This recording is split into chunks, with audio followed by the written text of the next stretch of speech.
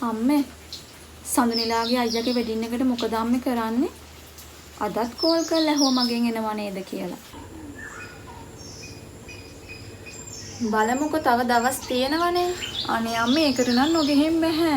සඳුනි මගේ මොන්ඩිසෝරි කාලේ ඉඳන් යාළුවා. පාරේ කඩේ ණය වගේක් තියෙනවා කියලා ඒක ගෙවලා ඉවර කරේ නැත්නම් ආයෙ බඩු දෙන්නේ නැහැ කියලා සෝමනන්දතේ පණිවිඩයක් එවලා තිබ්බා. අද මාත් එක දලු කඩ ඉන්න ගමන් තමයි මාත් එක දෙඩුවේ. අනේ මන්දබා. මට මේකට කොහොම හරි යන්න ඕන අම්මේ. නැත්තම් සඳුනි මාත් එක්ක තරහ වෙයි.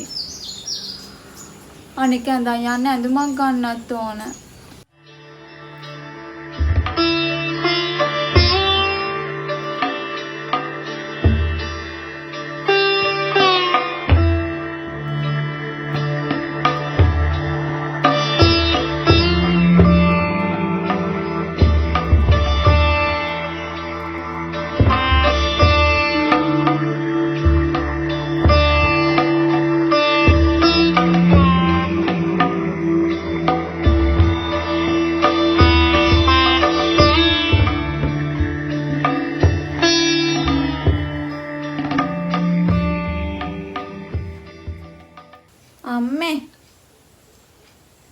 අම්මේ හෙට සඳුනි යන සැලුන් එකට මටත් එන්න කියලා කිව්වා.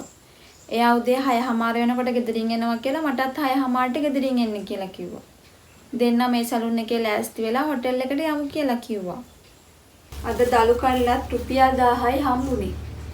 ඒකත් එන ගමන් අර කඩේ තිබ්බ ණය ටිකක් ගෙවලා ඉතුරු වගෙන් තමයි ඔය රැට කන්න හාල් ටිකක් අරගෙන ආවේ. උඹට ඔකට නොයා ඉන්න බැයිද? මොකක්ද අම්මේ? සඳුනට මම මොකක්ද එතකොට කියන්නේ? සල්ලි නැහැ කියලා කියන්නද? ලැජ්ජාවේ බෑනේ අම්මේ. සඳුනිලාට වගේ අපිට සල්ලි නැහැනේ බං. දවස වේල හොයාගන්නේ ලොකු මහත්තයාගේ වත් එකන්න දලු ටිකෙන්.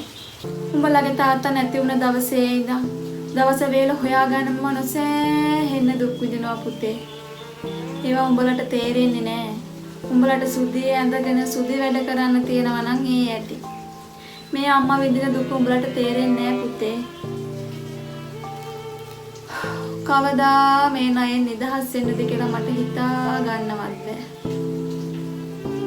පෙර කරපු පවකට ඉපදිලා සෑහෙන දුක් විඳිනවා මම.